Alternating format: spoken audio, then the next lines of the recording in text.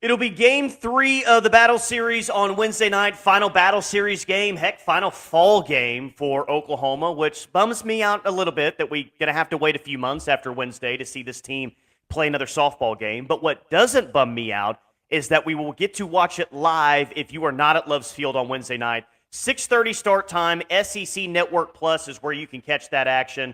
So it'll be nice for a lot of us who can't make it out to the ballpark to be able to see this team one final time in the fall. And heck, maybe, just maybe, another program record for attendance will happen. It's happened 3 times already this fall. Maybe it will happen for the 4th time. But for that to happen, OU will have to have more than 2,763 fans because that's what they got last Friday night when they played MACU. All right, I got my 3 biggest things that I'm looking forward to in Battle Series game number 3, final game of the fall. As always, drop yours in the comments as well. What do you want to see the most? What you're anticipating the most? What matchup, what player? Drop it in the comments and let me know. All right, number 1 for me, I want to see good on good. I want to see best on best in this final fall series game. I want to see something that we haven't seen yet up to this point. I want to see Sam Landry in the circle and Ella Parker at the plates.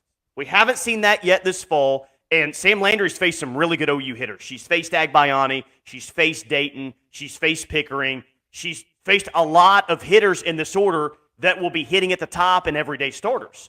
But we haven't seen Sam Landry face Ella Parker just yet, and selfishly, I want to see it. And a big reason I want to see it is because I don't think that there is a bad result if these two face each other on Wednesday night. So let's talk about what could happen here. Ella Parker could hit a home run off Sam Landry.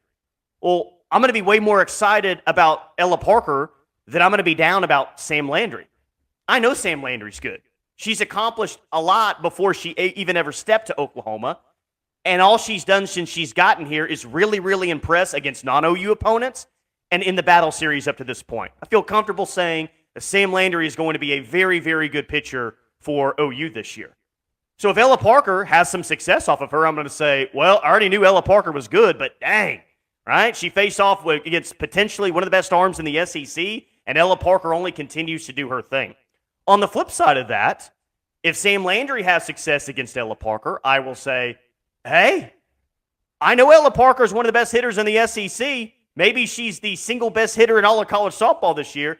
I already felt good about Sam Landry, but you put her up against a hitter like that and she has success, I'll even feel better about things moving forward. So it's only a positive for me and the reactions that'll come out of it if Sam Landry and Ella Parker face each other. And the likely scenario, if they do, is this.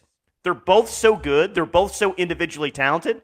Sam Landry will probably get Ella Parker in one spot, and Ella Parker will probably get Sam Landry in another spot. They'll both have success against one another, which is maybe the best result of all. All right, number 2 for me, the second thing that I want to see on Wednesday night, let's go back to the freshman class. It's Audrey Lowry for me, guys. You know, she is a big reason why I feel better about this pitching staff in early November than I did in early October. Now, is it still the biggest question mark on the team going into the season? I think so, because there's just so many strengths across the board with this team. But Patty Gasso said early in the fall, I want to see this team looks like it's getting better game in and game out. And I think for the most part, this team has really achieved that over the past month. Audrey Lowry, I think individually, has only gotten better and better and better after every start that she's had. So let's see it again. Maybe she starts on Wednesday. Maybe she's in relief on Wednesday. It doesn't really matter because she's had both roles and she's excelled in both roles up to this point.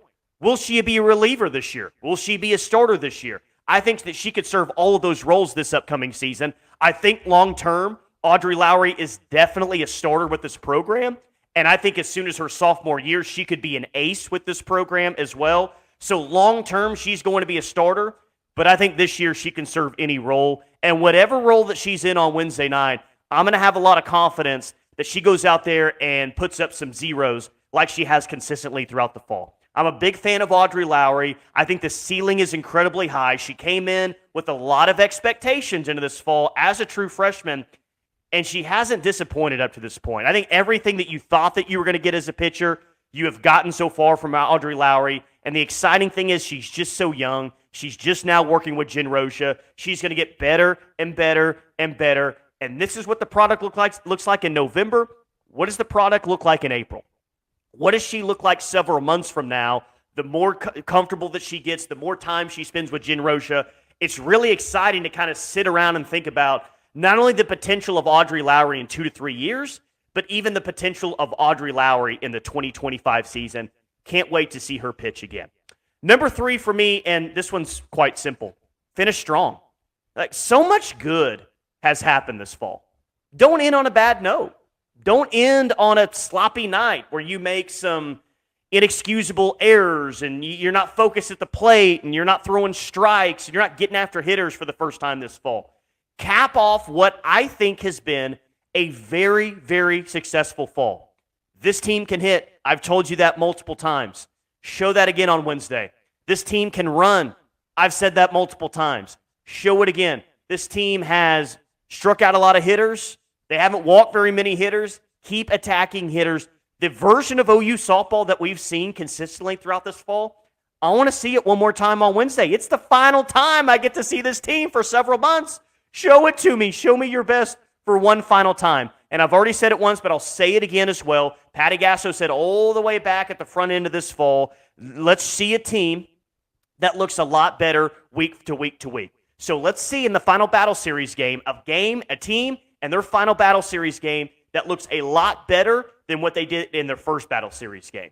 And I think this team has the potential to do exactly that. But finish strong is a big thing for me. Clean game, competitive game, hopefully a close game, a very fun game as well. Final time we get to see it, let's go out there and see their best. Bit of a kind of a just missed outside the top 3, multiple players with home runs.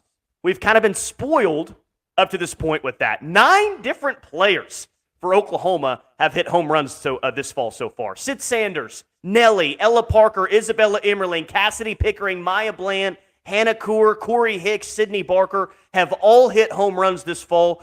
A lot of those hitters have hit multiple home runs this fall, right? So we are seeing a team that it's not just going to be the first 4 in the order that can hit the ball out of the ballpark.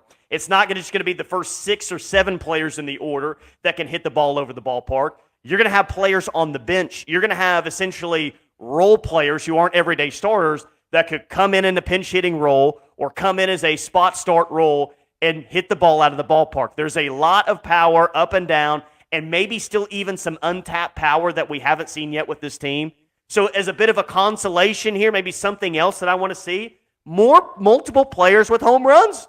Because Ella Parker's done her thing. Cassidy Pickering has done her thing. Nelly has. Sid Sanders hit a lot of home runs as well. But I want to be talking about a game after where we're talking about 4 or 5 different players hitting home runs. And I wouldn't mind if it was some of these youngsters like we saw last game with Sydney Barker who hit the ball out of the ballpark. But, hey, a fun night coming up on Wednesday nights. If you're watching this on Tuesday, hey, no politics. No politics here. Just softball. Final fall series. Been a very, very successful fall up to this point. Let's close it out the right way. Enjoy the matchup, 6:30 SEC Network Plus. And as always, thank you for watching.